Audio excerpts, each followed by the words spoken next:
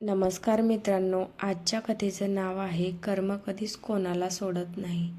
माणूस दुसऱ्याला फसवतो तेव्हा त्याला वाटतं आपलं काम झालं, पण एक गोष्ट तो विसरतो. कर्माचा हिशोब माणूस ठेवत नाही, तो काळ ठेवतो.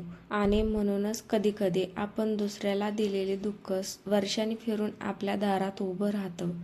आजची कथा आहे अशाच एका माणसाची, ज्याला वाटत होतं की त्याने आयुष्यभर लोकांना हरवलं, पण शेवटी त्याला समजलं जगाला फसवता येतं पण कर्माला नाही. पुण्यापासून काही अंतरावर एक छोटंसं गाव होतं.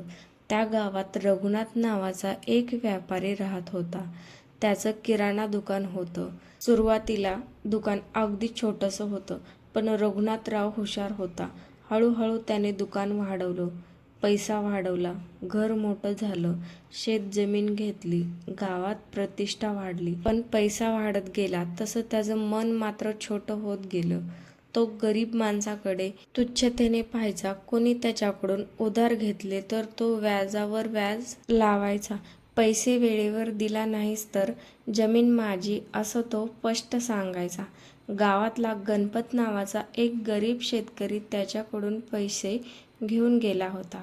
गणपतने मुलीच्या लग्नासाठी कर्ज घेतलं होतं. काही वर्ष त्याने प्रामाणिकपणे पैसे फेडले, पण एका वर्षी पाऊस झाला नाही, पीक गेलं, घरात अन्न नव्हतं.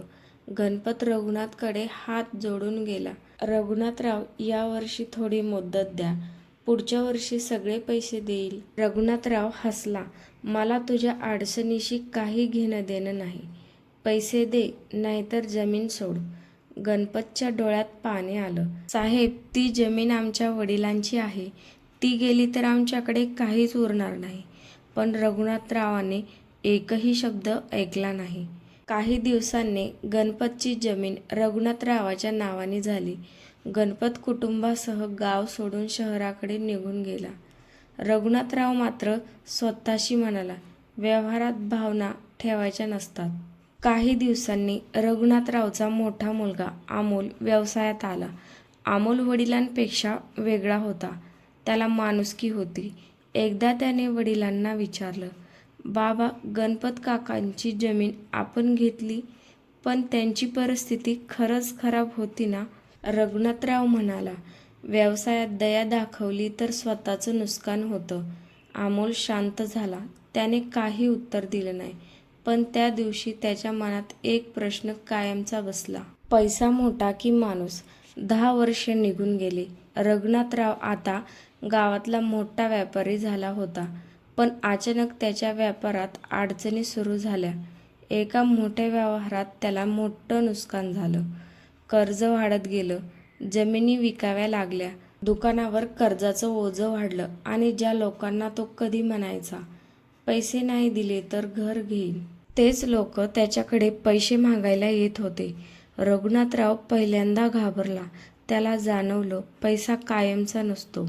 एक दिवस अमोलने वडिलांना सांगितलं, बाबा, माझ्याकडे काही पैसे आहेत, मी तुमचं कर्ज फेडतो.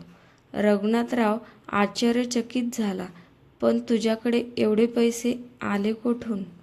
अमोल म्हणाला, काही वर्षापासून छोटा व्यवसाय करत होतो, थोडे थोडे पैसे साठवले. रघुनाथच्या डोळ्यात पाणी आलं. ज्या मुलाला त्याने नेहमी शिकवलं होतं, पैशाशिवाय जगात काहीच नाही, तोच मुलगा आज त्याला पैशापेक्षा मोठी गोष्ट शिकवत होता, माणुसकी. काही दिवसांनी रघुनाथराव एका सरकारी कार्यालयात गेला. तेथे त्याला एका अधिकाऱ्याची भेट घ्यायची होती. तो अधिकारी त्याला पाहून म्हणाला, रघुनाथराव. रघुनाथरावने मान वर केली. समोरचा अधिकारी हसत होता. मला ओळखलं नाही? रघुनाथराव काहीच बोलला नाही. अधिकारी म्हणाला, मी गणपतचा मुलगा संदीप. रघुनाथरावच्या चेहऱ्यावरचा रंग उडाला. त्याला 10 वर्षापूर्वीची घटना आठवली. गणपतची जमीन, त्याचे हात जोडणे, त्याची विनवणी आणि स्वतःचा कठोर चेहरा, सगळं डोळ्यासमोर आलं. रघुनाथराव काही बोलू शकला नाही. संदीपने शांतपणे विचारलं, काय झालं रघुनाथराव? रघुनाथराव खाली मान घालून म्हणाला, तुझ्या वडिलांसोबत मी चुकीचं केलं. संदीप काही क्षण शांत राहिला, मग म्हणाला, हो, माझ्या वडिलांना त्या दिवसाचं दुःख शेवटपर्यंत होतं. रघुनाथच्या डोळ्यात अश्रू आले. मला माफ कर. संदीपने त्याच्याकडे पाहिलं. तुम्ही माझ्या वडिलांना जे दिलंत त्याचा हिशोब मी ठेवणार नाही, कारण तो माझा हिशोब नाही.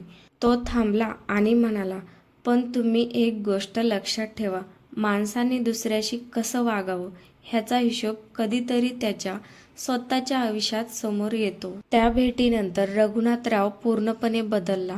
त्याने ज्या लोकांची जमीन घेतली होती त्यांची माहिती काढली. ज्यांच्यावर अन्याय झाला होता त्यांना शक्य तितकी मदत केली. गावात त्याने एक छोटंसं अन्नछत्र सुरू केलं. गरीब मुलांच्या शिक्षणासाठी पैसे देऊ लागला. लोकांना आश्चर्य वाटत होतं. एक दिवस अमोलने वडिलांना विचारलं, बाबा, अचानक एवढा बदल कसा झाला? रघुनाथराव म्हणाला, मला उशिरा कळलं रे. कर्म म्हणजे फक्त पाप पुण्याचा हिशोब नाही. आपण एखाद्याला दिलेला आधार, आपण एखाद्याला दिलेलं दुःख, आपण एखाद्याला केलेली मदत आणि आपण एखाद्याचा केलेला अपमान, हे सगळं कुठेतरी आपल्या आयुष्यावर परिणाम करतं. म्हणून आता मला श्रीमंत व्हायचं नाही, मला चांगलं माणूस व्हायचं आहे. काही वर्षांनी रघुनाथराव आजारी पडला. शेवटच्या दिवसात त्याने अमोलला जवळ बोलवलं आणि तो म्हणाला, माझ्याकडे पैसा होता, मी सुख विकत घेऊ शकलो नाही. माझ्याकडे जमीन होती, पण मनाची शांतता नव्हती. मी लोकांना हरवलं, पण शेवटी स्वतःलाच हरवलंय. तू माझ्यासारखा होऊ नकोस. कोणी तुझ्याशी वाईट वागलं तरी तू तुझं कर्म वाईट करू नकोस. कारण तो थोडा थांबला आणि म्हणाला, कर्माला ना घाई असते ना विसर पडतो. अमोलच्या डोळ्यात पाणी आलं. रघुनाथरावने डोळे मिटले आणि त्या दिवशी त्याच्या आयुष्याची गोष्ट गावात एक शिकवण बनली. दुसऱ्याला दिलेले दुःख कदाचित लगेच परत येणार नाही, पण कर्माचा हिशोब कधीच हरवत नाही. म्हणून आयुष्यात कोणाशी वाईट वागण्याआधी एकदा विचार करा, आज मी जे करतोय तेच उद्या माझ्यासमोर आलं तर? कारण जगापासून काही लपवता येईल, पण आपल्या कर्मापासून नाही. श्रीकृष्णांची शिकवणही आपल्याला कर्मावरच भर घालायला सांगते.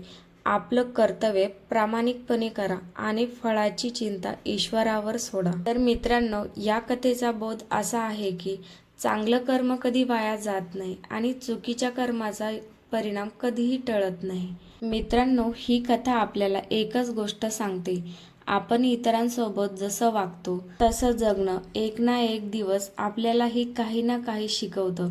म्हणून नेहमी चांगलं कर्म करा, माणुसकी जपा आणि बाकी श्रीकृष्णावर सोपवा. कथा आवडली असेल तर चॅनलला लाईक करा, शेअर करा आणि अशाच सुंदर मराठी कथा ऐकण्यासाठी चॅनलला सबस्क्राईब करा.